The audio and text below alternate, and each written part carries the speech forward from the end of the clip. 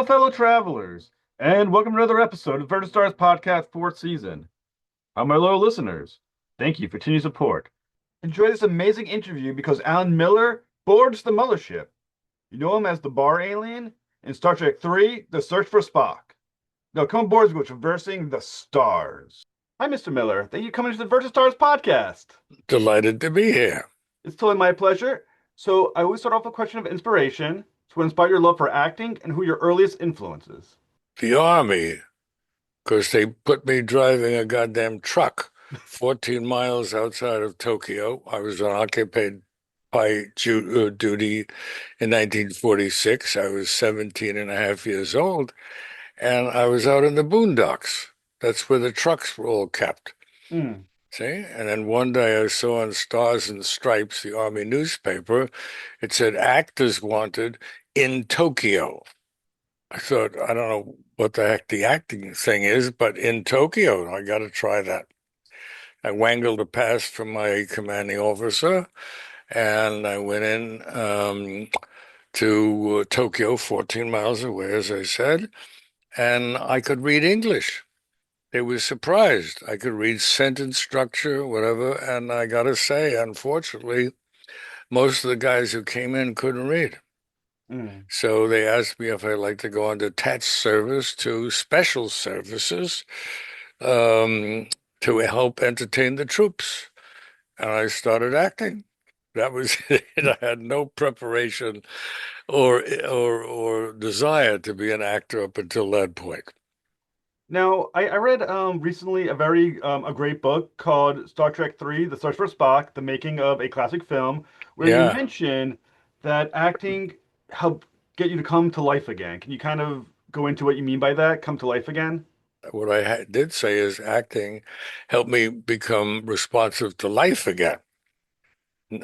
I was a very good academic student. I was at college, and I went out of freshman college to join the Army. When I came back, everything after being on occupied duty in another country, another culture, and a whole people bowing down to me, and I had nothing to do with it. And I went through Hiroshima, which shocked my whole system and everybody on our little train. So when I got back to academia, I couldn't function. Hmm. I didn't feel related to life anymore. People were very quiet and well behaved, and the girls seemed silly, and the guys, if they weren't veterans, I had nothing to talk to them about. Hmm. And then by accident, again, on the train going to New York one day, I lived in Brooklyn. A guy got on one of the stops and said, "Hey, Hal." I said, "Hal." We were in basic training together, and it was completely by accident. Didn't know we lived near each other. And he said, "Where you going?" And I said, I forget what I was going for. I said, "What are you going for?" He said, "Well, I got to go to my acting class." And I said, "You what?" He said, "My acting class." I said, "What do you mean? They have classes for the acting?" He said, "Yeah, don't you know what I'm talking about?" And I said, "No." He said, "Well, are you free? Come on and watch one of the sessions." And I did. And the people were so free with their feelings, their thoughts, their behavior. It was fresh, it was invigorating, it was not academic. And I used my GI Bill to switch to the dramatic workshop, which was the school I went to. Hmm. No, I think I read it was very cool is that you went from learning to be an actor to becoming an acting teacher. So what was about acting that you were able to then teach other people? Well, I mean, at the Actors Studio, which I got into in 1953, um, Lee Strasberg, who was the big Maha there, the big guru, he liked my comments. I made very good comments about people's work. Hmm. And he began encouraging me towards teaching and actually helped get me my first teaching job at the dramatic workshop. Now, is it true you taught Barbra Streisand when she was young how to become an actor? Oh, boy, you simplify so many complicated things. Yes, the answer is yes. At the age of 15, my wife at the time was in a play at the Cherry Lane Theater, and she kept talking about this young girl backstage who had something about her that was. Would I talk to her? And I said, 15? I'm not going to talk to any young girl about 15 to go into the theater. It's too hard. While passed, and guess who was invited to dinner? She had invited Barbara to our dinner. And we were newly married and just had a baby, and it was a family affair. And she was right. There was something about this kid that was her curiosity was so passionate. Everything from, who did the dishes in the marriage and and we got to acting. And I said, look, and then after dinner, they had prepared an audition without telling me. It probably was the single worst audition I've ever seen in my life because the kid didn't know what the hands had to do with the voice or the emotion it was impossible. And I felt so sorry for her. I said, okay, okay, okay. You can come to one of my classes free. It's okay. And it worked out. She started coming to every one of my classes and started living with us because she couldn't arrange to be able to go back to her home in Brooklyn Mm. and her job at the Chinese restaurant. She was the cashier. We started making her upkeep. We made a little space in the back of our apartment where she could stay, and she started living with us. And she came to every class that I taught. And after a while, she started working in the class and was clearly a talent, Mm. innocent, guileless, available to anything anybody would suggest. The girls liked her, the guys liked her, and she lived with us for a good while and became our babysitter as well. And after a while, she moved in with a friend, da da da da da. And then one day, she got the opportunity to be in a small rural theater. Right. And I helped her with the audition for that. She got the part. She loved doing it. And we went up to see her because it was upstate New York. And she was good. She was very, very good. And we just kept nurturing her, but she was living outside of us. Then one day she said she had this audition for this piece called Funny Girl. And I said, yeah, well, what are it sounded like a big show, and it was a big Broadway show. And I ended up coaching her for four of her seven auditions. Oh, She did wow. she did three without me, and then she needed help. And after the seventh audition, Jerome Robbins, who was the director, says, "You're it. You're my Fanny Bryce." And then she needed desperately to be helped on the side. So she asked me would I work for her hidden from the director so it wouldn't be interfering. And I used to hide in the balcony and make notes and then rehearse with her that night for the next day, right through the opening on Broadway. Oh, that is awesome. Yeah, I was like 13 weeks. I had to go out of town and I had to leave my own classes, but somehow or other my heart and my mind and inspiration were with her, and I dropped my classes and went off to the coach shop.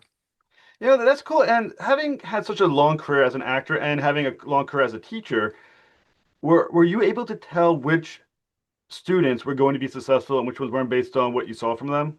No, no, I mean, the whole process of auditioning kills a lot of acting talent. Mm. Most people don't know any kind of procedure for an audition that's different, than just trying to say the lines good and look good and so on. No, it's a little more complicated than that. But after a while, you can see a talent. Mm. Definitely. No question, this person is talented. It may need more coaching. It may need more this is or that's his life experience. But after a while, you can recognize a really good talent. Now, there's from doing different interviews, I've learned that there's many different types of acting that's taught. Is there one that you think is preferable than to another? I wrote a book called A Passion for Acting, and it clearly states what kind of things are necessary to become a really good actor. It's not a textbook, but it's an inspirational book.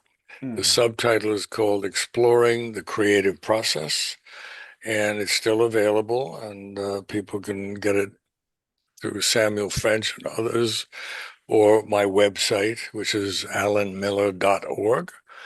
Um, there are so many different forms of theater. It's and what the material calls for. Erwin Piscator, who was the head of the dramatic workshop, was the man who taught Bertolt Brecht Brechtian theater. And I was privileged to be an apprentice working on the props and the turntable for production of All the King's Men, Mm. which the dramatic workshop had commissioned from Robert Penn Warren. And to just turn the turntable and watch what he did with the actors and the action, I'm getting chills all over again at the inspiration of that man. And when he would talk to an actor and say, green, darling, green. And the actor would go, green, green.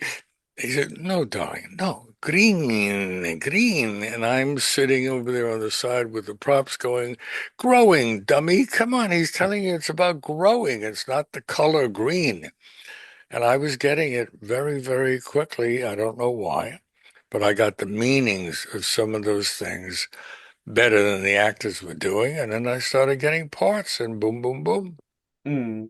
And I think another cool story that I read about in the same book, Making of Star Trek 3: Search for Spock, is when you first talked to Harv Bennett and Leonard Nimoy about the part, right? That you knew them previously, and the lesson that I kind of took from that was that it helps to build relationships in Hollywood. It's not just about being good, but also being a good person and building those relationships. Is that correct, or am I wrong on that? Yes, I mean, directors were looking for people they could work with. Mm. They didn't want a rigid postulation of what I'm going to do in the part. They wanted somebody they could help create with. And I was one of those actors, and Harv Bennett. But, the story of me getting the part in Star Trek was an incredible coincidence of circumstances. And you know the story, you read the book, Yep. and it's not a part anybody would just cast me in, but he owed me one from a promise about another part that didn't come through, and he told me he owed me one. And then a year later, he called me into his office, and there was Leonard Nimoy and him, and we were nice socializing. Yeah, and then at a certain point, Leonard said, "Are you going to ask him or not?" And Haas said, "Yeah, we want to know if you want to act this guy." And he unrolled a thing that was on the desk, and it was this crazy monster alien. And the first thing I said was, "Does he speak?" And they said, "Yeah, he has a key part in the movie." And I said, "Sure, I'd love to." And the next thing I knew, I was in a makeup chair a few weeks later, 5.5 hours of makeup, and they hadn't finished. The makeup people said, "We're not done yet." And I said, "What's missing?" He said, "Well, you got two lips." I said, "It's perfect for this part." So I'm the only alien I know with two lips. Now, was that the first role that you had to wear that much makeup for? Because the prosthetics of 5.5 hours is a lot. Is that the first time you had to wear that much on your face? Um, I think it is the first time I wore prosthetics. I had a lot of other makeup jobs, Hmm. but this one was 8 separate pieces that they worked on and fitted to my face and my neck and my eye sockets and all that. And that took 5.5 hours to make up and get on me. What was that do to you from a physical standpoint? Because I can't imagine sitting in a chair for 5.5 hours and then be asked to do Five and a anything. half hours was agony. It Hmm. was absolute agony. After a while, I had to get up and go to the bathroom or just stretch. And after a while, I said, guys, I can't do anymore. Mm, And they said, well, okay. And that's when the lip story came in. Okay, leave the two lips, doesn't matter. And they also said to me a key thing, which was, at the end of the shoot, we can do it quick, which is a little rough on your face, or I said, no, I don't want it rough on my face, so we'll do it slow. But at the end of the shoot, I said, get this off me. And they found a little loose piece and pulled, and a river of water rolled down my chest. mm, There was no way for the perspiration to escape. It was a 12-hour shoot, mm. and my skin had just dried up under there. It took me almost a week for my skin to recover. Oh, wow. So I don't ever want to recommend that for anybody easily. But after seeing it, it was really fun that I had done it. Now, wearing that much makeup, how does that affect you from an actor standpoint? Because so much of your performance is your face. Does having that much makeup on affect how you perform a role or a character? All I can tell you is they fitted it so gently that every movement I made with my mouth, the pieces did it. There was no difference between my speaking and the prosthetic that was on me. Now, the other thing, obviously, in the movie, you're just known as the alien. Did the character ever have a name in the script, or was it always just The alien. I was called the alien. the alien? And not a friend of mine who ever saw the movie said, what happened to your part? They cut it? And I said, what are you talking about? I'm the alien. They said, you're the alien? They couldn't believe that was me. Nobody I knew recognized me. Well, I mean, I think one of the cool things about the character was that you created a language for him, that kind of backwards kind of talk. That, and I read that Yeah, was well, your idea. I try to think of imaginatively, how did this alien learn to speak English? And I thought he probably had a wire recorder he went around, but he turned it backwards. So I was thinking of a wire recorder going backwards. That's what gave me the linguistic thing. Now, did you discuss with the director and the actors before you did it, or did you come on and they just reacted to what you were doing? No, we improvised it as we did it. It was no big scenic preparation for it. He didn't know what I would do, and I didn't know what he wanted to do. And we just put in suggestions from him and me, and we improvised it. Some of the things just sort of flowed out of me, like when I said Genesis, my voice, that was completely spontaneous. I had no preparation for that. Isn't it crazy to think that that line, just that one word Genesis, becomes such an iconic word in the history of Star Trek? That one word, how you did it. Yeah, yeah, but I think it was also that my voice suddenly shot up. And Yeah. Genesis, a high-pitched, terrified kind of tone. I think that's what gave it the kick to be remembered so much by people. It was the It, only moment like that in the whole movie that I recall. well, because it was unexpected. It's funny. It fits the situation perfectly. Yeah, It is amazing, the inspiration that must have hit to pull that off just at that right moment like that. it just happened, and he loved it, and I loved doing it, and that was it. You know what an improvisation is, yes? Yes. You don't know quite how it's going to come out here or here or here or here, and he could edit it if he needed to. But that particular sequence with the Genesis for him was a highlight for the scene. And by the way, you don't probably know this, but behind us in the original shoot, there was a group of like 20 or 30 other aliens and civilians having a big brawl. Really? But they couldn't finish shooting it. There were so many people and it was taking so long.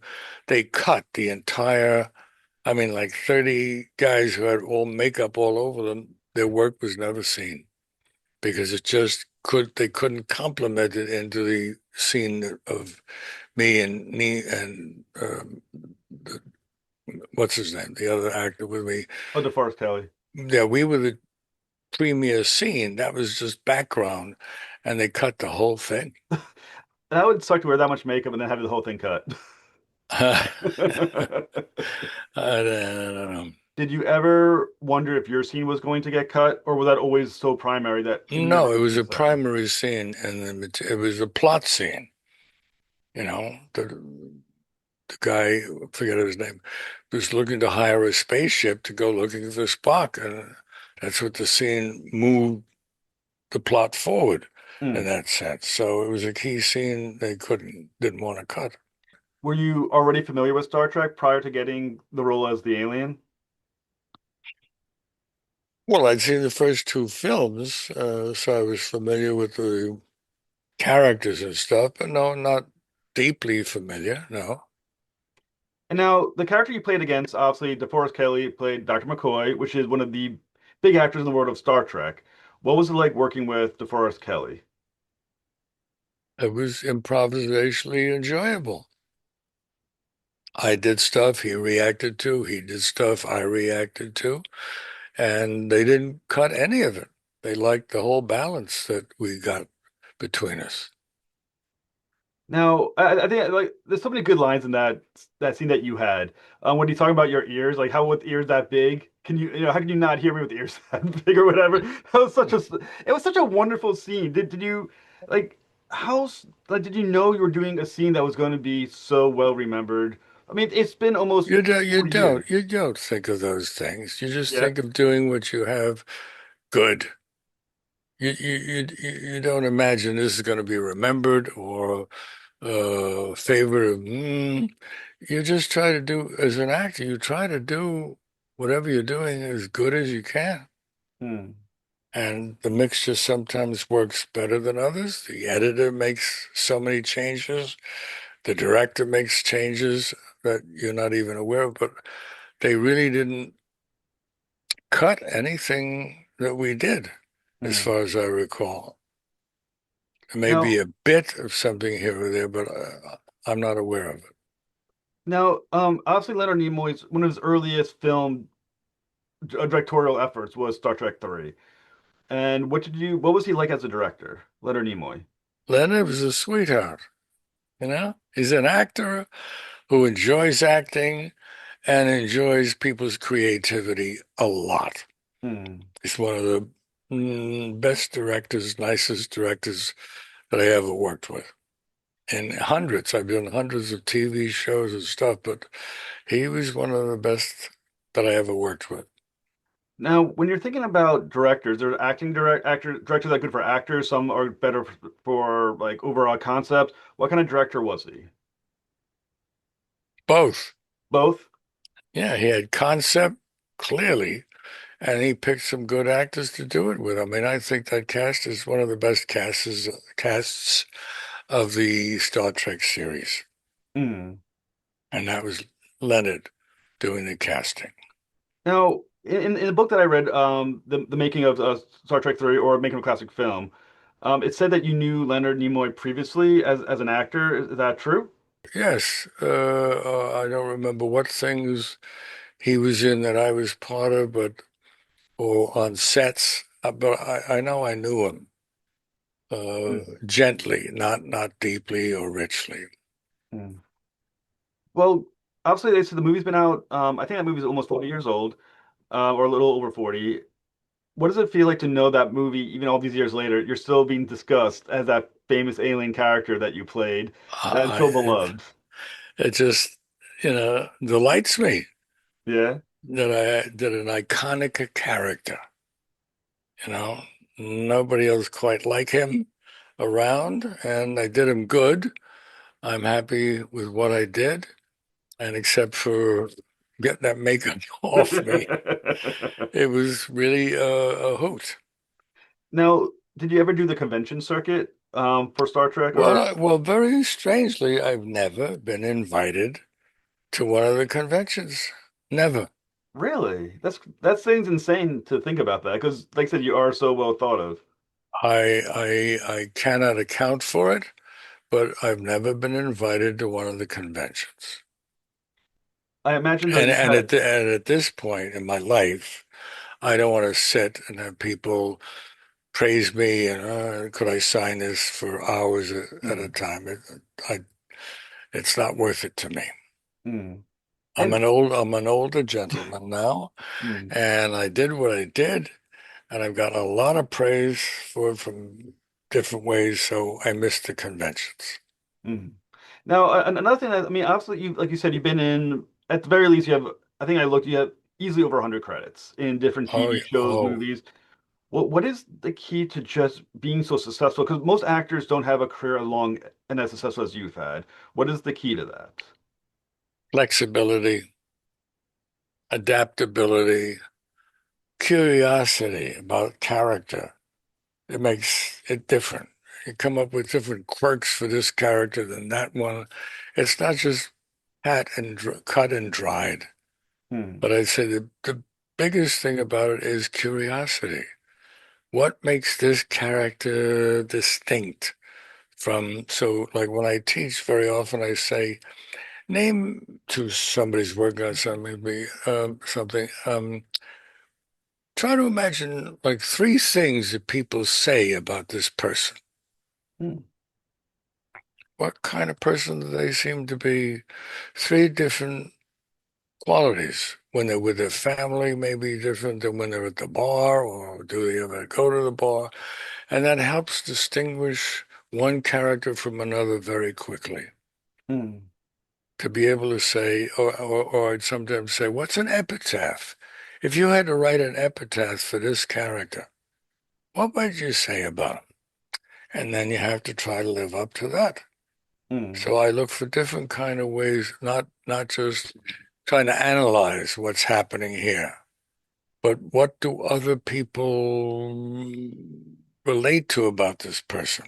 How do they treat him? How do they feel he treats them? That's what we do in life. We Hmm. judge people on their behavior towards us, right? Or we observe them through a window and see this guy's rather raucous and, looks like he's an alcoholic. And that gives you a tip for working on a character. Then I have to create the alcoholism and whatever other things are necessary.